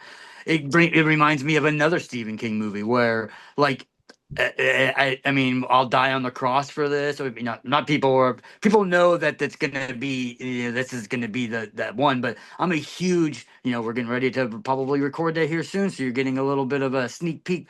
But I'm a huge Stanley Kubrick fan and a huge fan of the Shining, of Stanley Kubrick's Yes. Shining. But and I still believe that Shining is the better movie. But if you look at the TV version that had, had the kid from Weird Science in it and stuff like that in it, I think that one is a better telling of the Shining book. It's a And better that's how I feel with adaptation. the adaptation, and that's what I feel like with this Running Man. Although I do think that the old school, the one we're talking about now with Arnold Schwarzenegger, is a better movie. I think that one is closer to the source material Yeah. of the original short story and stuff like that. So yeah, it's just weird whenever, like I said, sometimes they take those opportunities and stuff like that. But yeah, it's crazy. I think it's just because newer movies now have the technology, and some of that technology of the old school stuff is like, a little bit more. But in the 80s, it was that beginning of the technology. So they were like, well, this is, we just started getting this technology. Where do we think this technology can go to? Where like even in something like, with Demolition Man, where, he's calling a person, it's like everybody's talking to their phone, and it's like a FaceTime thing. That was never even thought of, but yet now everybody talks to each other on their phone, FaceTiming their phone calls and stuff like that. So it's cool that, like, whenever you see these movies, like where they think the technology is gonna go versus now that we're already technology advanced, sometimes you see those ones and it's not as cool as those 80s, like I said, where they were kind of like in that early stance of technology and they were deciding on where things are going to go. Like I said, another perfect example is like Terminator, you know what I mean? Like with the AI and stuff like that. You know what I mean? Yeah, people have made all these AI movies and stuff, and yeah, AI isn't all this crazy stuff, and these robots are going to take. But at the time when a Terminator was made, robot technology was very new, very, it's like that, and just that to have that ability to just think like, okay, if we do this with our robots, what can we do this? Okay, we give them this kind of a brain or something like that, or this kind of being able to think in this thing, and then eventually it's like, well, they're going to be able to get smarter. The technology for them is to evolve themselves and be able to get smarter and smarter and smarter. Well, eventually, why is something that's, basically a god, and very smart, very strong, going to you know take commands from feeble humans? And that's basically what that story is. That's yeah, it's always interesting when it comes to these kind of like I said, these dystopian films, when even when we talk about Death Race and stuff like that, because that being in the 70s and like the advancement of and stuff like that, where it's always interesting to see, like, where it is. Unfortunately, we don't have the hoverboards like we should have had, since with Back to the Future, and we don't have Jaws 40 yet that I was expecting to see in 3D. I really wish we would have got those. Absolutely, Devil. And the one other thing, though, that I feel we have to take a moment to talk about, though, before we get into like the obituaries and stuff, can we just simply talk about how, in very 80s style, like fashion is very, very awkward and very bizarrely designed in this movie? We've got what appears to be references to completely different movies, and then we've got like fighting gear in areas where like you feel like you would want to relax. Yeah, it's crazy. Even like the outfits that they're wearing, it's like, the like, I don't know, like, bobsled team fucking, tracksuit or whatever you want to call that, like, throughout the movie. And like, even whenever, he's going on the, he's trying to get on the plane, he's wearing like a Hawaiian shirt and all the craziness and stuff like that. Yeah, yeah, that's the one thing that, as far as like, you can definitely tell it's an 80s movie to begin with. But when it comes to like the fashion, I mean, now granted, like, the dystopian people and stuff like that, the people that are in the grime in the city, like those guys, they look more the part. But even like the rich people that are inside the studio are still definitely very 80s, very definitely very 80s style. But yeah, it's always fun to go back and watch and see some of that stuff. And it's just like, oh my God, that's like, it's like a joke we always used to say. Like, a friend of mine's like, see his, used to see her brother's old photos back in the day, and and he'd be wearing the short shorts, and she's like, see, even back in the day you could tell he was gay. And I was like, I was like, well, no, those were all the shorts that we had to wear. That was the only Yeah. shorts you had were those little small, little tight little shorts that your nuts were basically hanging out of most of the time. So it's like, yeah, I was like, yeah, I mean, like I said, her brother definitely, is gay, but I was like, that had Right. nothing to do with what he was wearing at that time. That was Oh the yeah. shorts of the 80s. That was the way, my friend. No, for sure, man. Because even if you're not a sports fan, there was no way you didn't at some point just see a photo or a highlight or something when it came to like basketball alone, where it was just like, Yeah. man, those shorts were up there. That was just playing in Yeah. jock straps. Yep. But absolutely, my friend. Now, when it comes to like the obituaries for this particular movie, this one's definitely kind of an interesting one, as both of the movies are going to be, because it's the idea of like, story, look, and then like, in my opinion, kind of ageability. So how do you look at The Running Man? Because it's definitely a good time. Yeah, yeah. I mean, like I said, I've always found this movie to be fun. Like I said, it's always one of those ones that like, I go back and watch all the time and stuff like that. So it's definitely on that like, on the, when it comes to the, your Stephen King, adapted movies or short stories and stuff like that. I always put this one on a kind of a higher one just because I always thought, like I said, when you watch it now, maybe it might seem a little cheesy and some people might not get it, but at the time it was such a good highlighted film, you Yeah. know what I mean? Like I said, with all the actors that they had, Arnold Schwarzenegger was, the biggest thing since sliced bread at that time. So, he definitely, like I said, it was definitely one of those ones. And it's like I said, it was just one of those movies that like, you know, when it comes to the, the two movies and stuff like that. Like I said, I'm a fan of Death Race 2000 and I watch it, but I feel like I watch Running Man more often than I watch Death Race 2000, but it's one of those ones where it's still like, the watchability is good. Yeah, I mean, granted, like I said, it's not, if you go for as far as like the adaptation of the short story and stuff like that, yeah, it's not exactly 100% more accurate. They definitely took a lot more liberties and things like that to it. But yeah, I mean, it's always been one that it's always been fun. When it comes to Arnold Schwarzenegger movie, is it his best movie?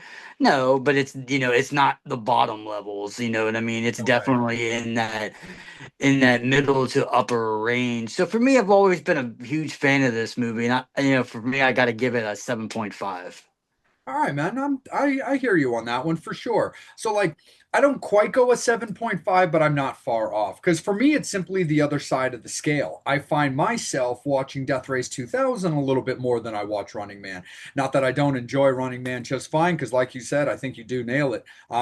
It does have a rewatchability. There might be a couple of like for a newer caliber of fan, again, maybe a rewatch is necessary to kind of like pick up on some things maybe you didn't understand at first. But there's so many things even at that time that I really liked. I mean, the way he took out that one villain guy in the game show by like, stringing him up and with the with like the razor wire is definitely pretty crazy for being in a movie at that time.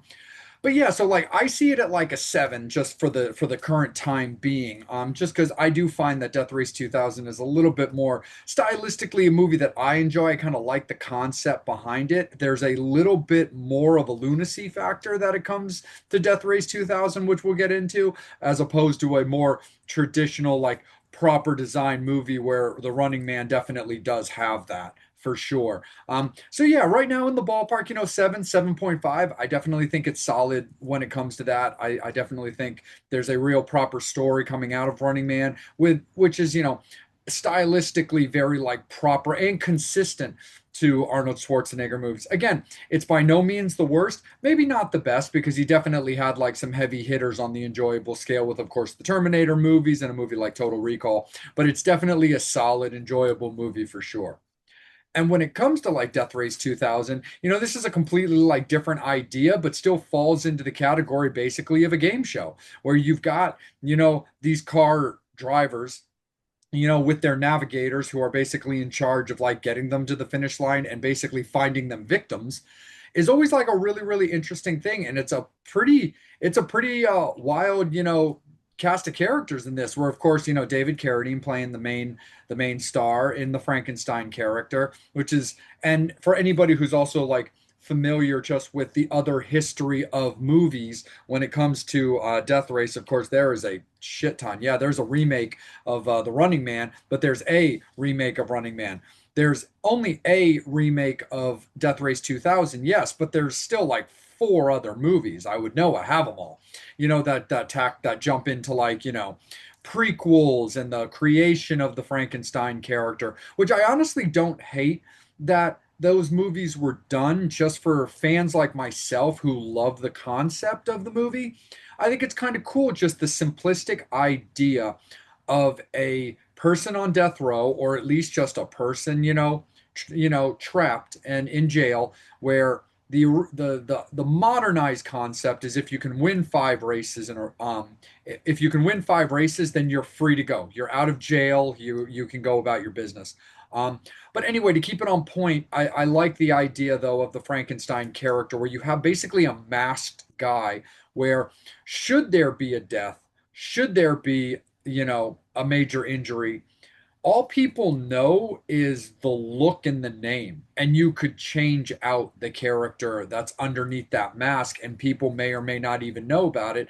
And you can, invent basically what they talk about in this movie, where it's like, well, he's kind of bionic now, he's missing this arm, he's missing that leg, he's got, an artificial heart, and half of his face is scarred, where it does look like that's the case, until you find out that, when he's on break and he takes off his mask, or at least takes it off in the car to be able to drive better, you see that he's just a regular guy that's just kind of putting on a bit of a facade. But anyway, I love the idea of just, fast cars and just action, and the craziness that comes with mowing people over for scores.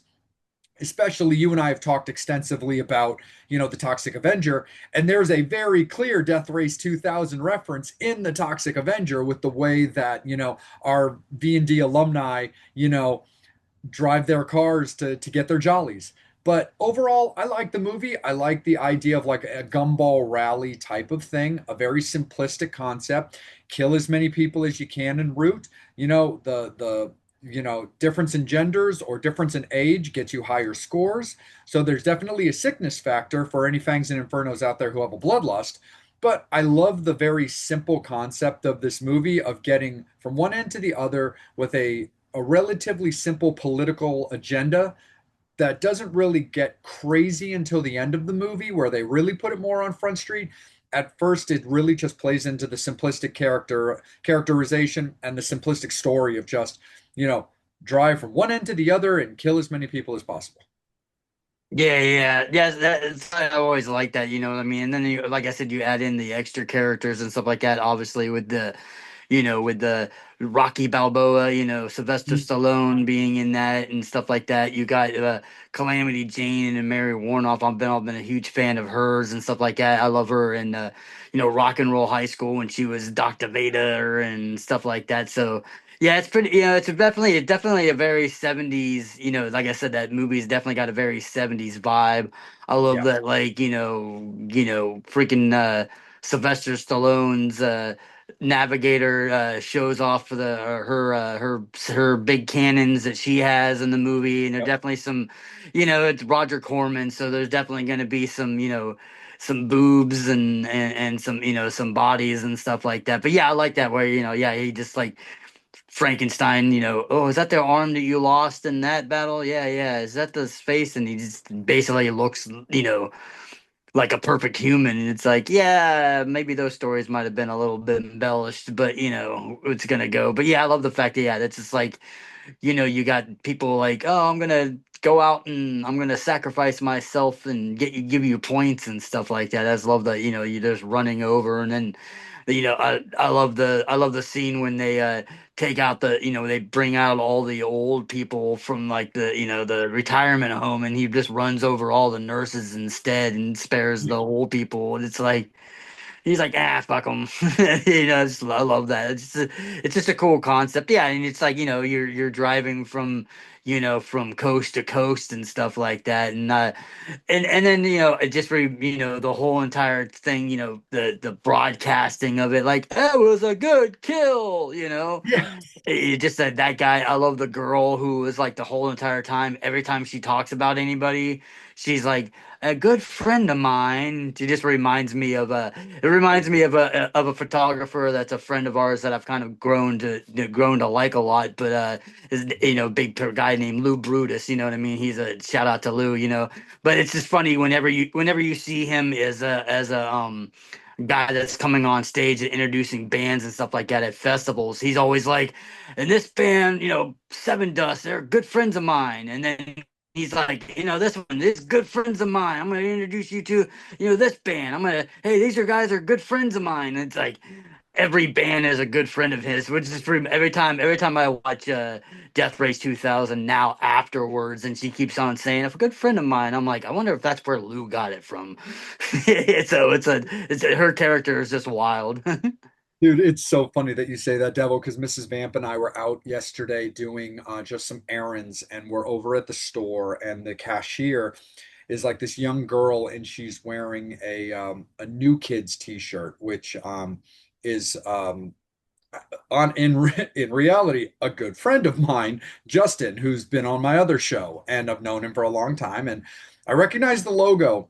And so when it was our turn, I was like, "Is that a New Kid shirt for the band that's fronted by Justin Severn?" And she's like, "Yeah, yeah, it is." She's like, "Yeah, he's yeah, I know him personally." And I'm like, and I couldn't help but laugh because this is a much younger girl, and I'm like, I couldn't help but get some chuckles out of that because I was like, oh yeah, no, I know Justin. I know Justin real well. He and I go back 15 years, and he's been on my other show and sends me pictures of his daughter as she's growing up. And there was a small part of me that Mrs. Vamp couldn't help but chuckle a little bit just as we were leaving out the store, where it was that same kind of thing, where it was like, I don't understand why that needed to be a part of the conversation. All I asked was if you're wearing a shirt for this person I'm familiar with his band. I wasn't looking to get into a dick swinging contest. I was just asking a question. But at times, I think it's also a different world that we live into, where I do think sometimes, whether it's intentional or not, sometimes young people kind of they get a little bit of this false sense of like not entitlement because that's not the right word, but just like the need to feel a little bit like I know them. And I'm like, I know him too. Like Justin's an older Yeah, gentleman like I am. Like we've both been around the block. I go back to his Anubis band, which is like way the hell back there. But no, funny things Yeah, like that. yeah. But I've definitely noticed that as well with other just various situations. And that does always make me laugh, especially when the person you're claiming to be a friend of, is like a person of like in a position of power where you've got, the celebrity of this race world, like my good friend Frankenstein and all that. So it's definitely funny when it comes to that. But no, it's just kind of a cool concept, It's just a fun movie. Again, yes, very 70s. Even the way the kills get done. I mean, there's some good ones. There's some good old fashioned like tires over heads and like destroyed, watermelons, like looking behind kind of a thing where you get a little bit more of that field. And but then you also get like other kills where they kind of almost seem like they're reacting almost kind of like a Wile E. Coyote cartoon. Like they fly into the air or they bounce out here or something like that. So there's definitely a certain amount of like comedy aspect that I feel is a thing when it comes to like some of the kills and some of the designs of this movie. But the overall just basis of it is a lot of fun. And then you start finding out it's like, well, the reason why it's so important for me to win this race is because I get to meet the president. And fuck that guy because I want to kill that dude and take his place. And then you get like Frankenstein ultimately is like kind of developing this like relationship with his navigator kind of thing as they're like almost kind of plotting in a way to like ultimately change the world. And those old 70s movies, especially like the concept and the way that like old James Bond movies used to come up, is that idea of like, you know what, we need to change the world, or we need to make an impact, or we need to stop this terrible person so that this better person can thrive. It's just kind of a very unique way to do it. It's like, man, just splattering people all over the roadways and winning a race. is exactly how you want the ruler of your land to be. It's sort of a funny way to look at it.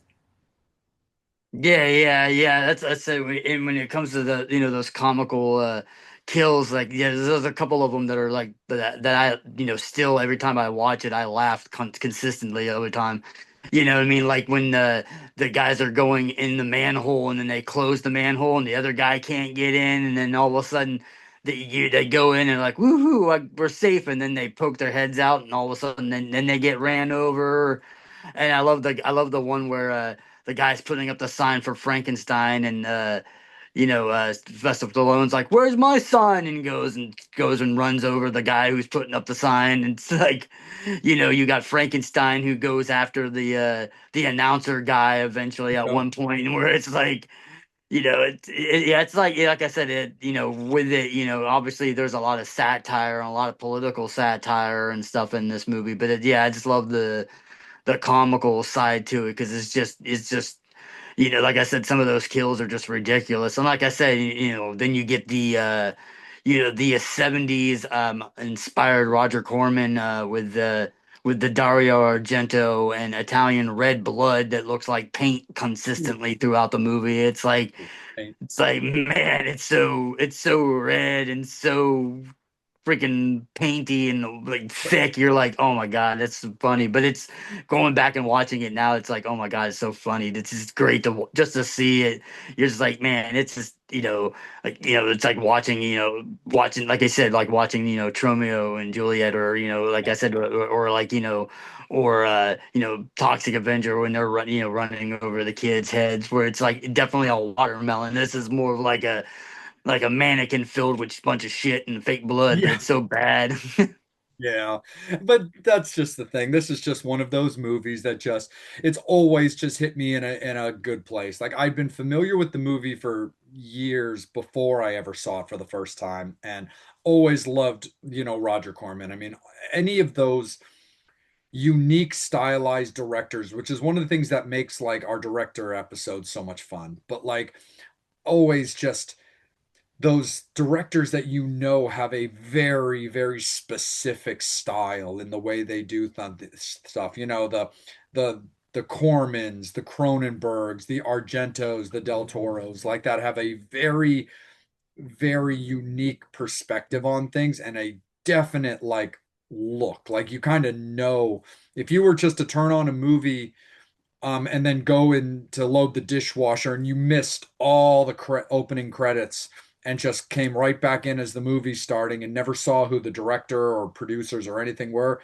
You've got these people that you definitely just know, like, yeah, this is a Cronin or an Argento or a Del Toro movie. Like they definitely have like a style to it for sure. And there's a lot of kookiness that does come with Cronenberg's because he's very 70s. And I know that's a weird way to put it because, obviously he is a long established director with so many movies and of course goes way back to that time. So, of course, it's like, yes, he's very 70s in a lot of this thing. But even as he did movies outside of that decade, you could definitely tell that his stylistic flair was that type of a thing. But overall, this movie has always been like a happy place for me. Like I said, it's a movie that I do watch more on the regularity than Running Man. It's a little bit more fun, a little bit more of a good time for me. But again, their movies are both solid. So I do see it on the other side of the coin there, my friend. When it does come to the obituaries, I see Death Race 2000 for me personally at a 7.5. Yeah, yeah. I mean, like I said, yeah, I definitely agree with it. Like I said, I mean, the fact that yeah, that I've watched this movie a lot, stuff like that. I mean, it's definitely like I said. I think movie wise, and when it comes to it, yeah, I think Death Race is like probably a better movie and a better stuff like that. But I don't know, like Running Man's got that like I think to me has that better look to it. Sure. It's got a little bit more of that, money to it and stuff like that, bigger budget. And like I said, me being like a big, huge, '80s fan and growing up with that kind of stuff and the wrestling and that aspect of it is very like in point of that time period and stuff like that. So that's why, hence the reason why I watch Running Man a little bit more often than I Mhm. do Death Race. Like I said, I watch Death Race definitely a couple times a year, but Running Man, I typically usually just throw it in, every couple of months and stuff like that, just because I just get the giggles watching it all the time, and it's just a fun movie. So yeah, for me, yeah, I definitely like I said, I think we're on the flip side for it when it comes to that. So definitely like 7.0, I think is where I would put Death Race, which basically gives us kind of like a lock, lock in the middle where we'll probably have to let the Fangs and Infernos Yep. go, which unfortunately I feel like, even when we posted it and people were already putting their comments about, which movie is better than the other one. I kind of feel like this one's going to be a little bit different because it's going to be like, which ones, which Fangs and Infernos are at. I think definitely if people are more into the art side of films and like that kind of stuff and like that, they're probably going to pick more of the Death Race 2000. But if they like more of their 80s cheese action and stuff like that, it's definitely because the action in Running Man is a way lot more than there is in that, because I mean literally it's just the deaths that you get in Death Race are all car related, so you don't get really too many, non-car related deaths in the movie. But it's fun, like I said, it's great. I love the, even when you're talking about cartoonish and stuff like that, I love the fake detour sign that brings the one chick right off the cliff and stuff like that. You're like, man, it's definitely like a, Wile E. Coyote type kind of thing, stuff like that. So yeah, it's gonna be interesting. I'm looking forward to seeing, how it goes. I like I said, I have a feeling that Death Race will probably take it, but like I said, it's one of those ones where I don't know. Yeah. It's kind of like in the middle, depending on people's taste. Because like I said, both movies are definitely very good, but some Yep. people, like I said, it really, when it comes to Death Race, a lot of people, like that film and stuff like that. But I feel like the people who like that are a little bit different than the people who typically like, the other, Running Man and stuff like that. So it's definitely going to be interesting to see what the Fangs and Infernos are gonna show us when it comes to their lust of dystopian futures. Absolutely, for sure. That's the way it's going to be there, Fangs and Infernos. I do know that Death Race 2000 is going to get at least one vote because we did have a Fang and Inferno that did make a comment when we Yeah. did Maniac Monday about how much they do love Running Man, but they don't think in comparison to Death Race 2000 that it's even close. So I do know that Death Race is going to get at least one vote, but it is going to be interesting because I do think it's going to be very close. Because yes, while that Fang and Inferno did put a comment in, it's one thing to just see when the devil posts the Maniac Mondays, but it's a whole nother thing that once the devil posts the actual vote, when the actual poll is posted, and now you can actually register your vote as opposed to just seeing what's coming up on a future episode. There's definitely something that's going to be a lot of fun to watch. So that's the way that it's going to be right now. Fangs and Infernos basically combined at a 7.25, which we don't do, like you guys know, but at the overall combinations of either a 7.5 across the board or a 7.0 across the board, however you guys want to look at it, doesn't change the fact that we have currently a heat when it comes to the Running Man versus Death Race 2000. So keep an eye out there, Fangs and Infernos, for the Devil's Poll, and take a ride up and down that to let us know what you guys enjoy and which one gets the victory in this dystopian showdown. As always, there, Fangs and Infernos, by supporting us, please take some time to check out and hopefully support our good friends Mark and Lizzie at rockinghorror.com. That is where the merch store is for the Vampire and Devil podcast, right there under the Vampire and Devil collab for everything that we offer. And also follow their socials just like you follow ours, because anytime they run discounts, deals, and codes, those do apply in our store as well. So take advantage of those, shop with what they've got to offer, and definitely get your Vampire and Devil on as well. And then, of course, our other partners and sponsors that we really appreciate, our friend John Kozik, who owns the Salem Witchboard Museum and the Witchboard Museum of Baltimore, Chris, who owns the Buffalo Bill House that's now been turned into a Airbnb, and then, of course, Chris and Saren with Twisted Vines Horror Decor, and then, of definitely our friends at Brutalities. So much great stuff, so many amazing flavors, stuff that the Devil's been featured on, and also just bands that they've worked with that we happen to be big fans of, like Wednesday 13. And we always love seeing our mates when it comes to that. So that's the way it's going to be. Currently at a lock, we've got the Running Man and Death Race 2000 to circle it back around as a victory that will be to be disclosed as you will vote and tell us how it's going to be. Take care, be good. We'll be back. Horns up. Fangs out.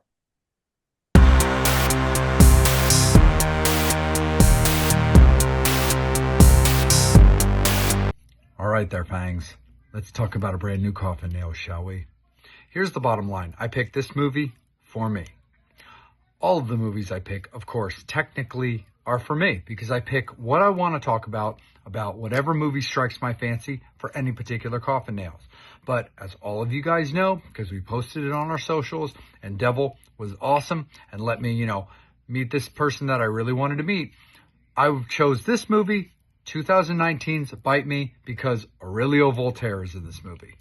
Now, the fact of the matter is he's in this movie for about 2 seconds, which I didn't know. But it's not going to change the fact that I'm still going to watch the movie and I'm going to, rate it as I see fit. Here's the bottom line when it comes to this movie. It is a very, very, very traditional love story, nothing more. Girl, boy. Girl meets boy. Girl and boy fall in love. Girl and boy hit the rocks. Girl and boy come back together. It's based around Sarah, who's a vampire who's getting audited by the IRS, and she falls in love, and he falls in love with her, with the IRS agent that's auditing her.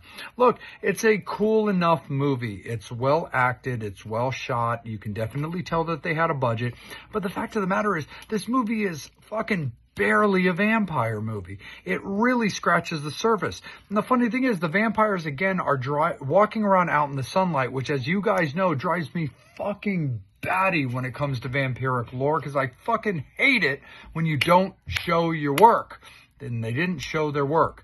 But the fact of the matter is, I will give them credit because they address the fact that she's walking out in sunlight when her love interest asks her, why are you able to walk around in the sunlight? But that just is the way it is. It just is the way it is. Look, it's not a bad movie. If you like your rom-coms, if you like your romantic comedies, if you like vampirism, they do intertwine well enough. It's got Naomi Grossman in there, which is really, really cool, that you guys might know from American Horror Story and the most recent movie, Him. It's a cool movie. It's not bad, but it's not going to get anything more than a 5 from me because it's barely a vampire movie. It's cute enough, but the fact of the matter is, it's really nothing more than a traditional romantic comedy. Ghouls and Fangs, Vampire and the Devil here. We got a little question for you. Devil, there's kind of a triangle, a 3-headed monster per se, when it comes to Baltimore, that I don't think people necessarily realize. We've got Edgar Allan Poe. We've got John Waters. But what else do we have? We got the Ouija boards, oh yeah. Absolutely. Starting in Baltimore way back in the day, a lot of people are unfamiliar with William Fuld and Elijah Bond, who patented, and the birth of the Ouija board was right here in Baltimore.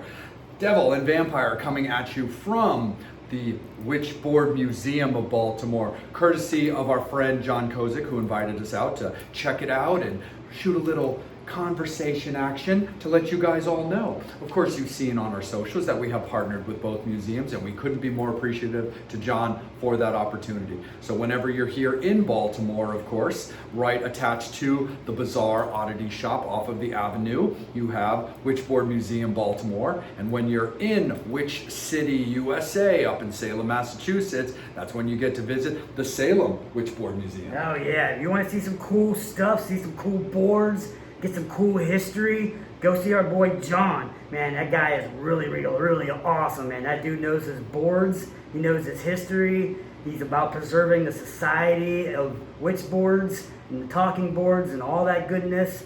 And we love it. We love the fact that, they were going to bring in this museum here in Baltimore, so all the Baltimore fans or all your East Coast fans or maybe not as far away, going up to Salem, come out to Baltimore and check it out, you know what I mean? Because there's some cool stuff in this museum, and you got to check it out because the devil and the vampire said so. That is Facts right there, my friend. Again, absolutely. Attached to the Bizarre Oddities shop in the Avenue in Hamden for the Baltimore established Witchboard Museum, or off of Essex Street in Salem, Massachusetts for the Salem Witchboard Museum. Horns up, fangs out.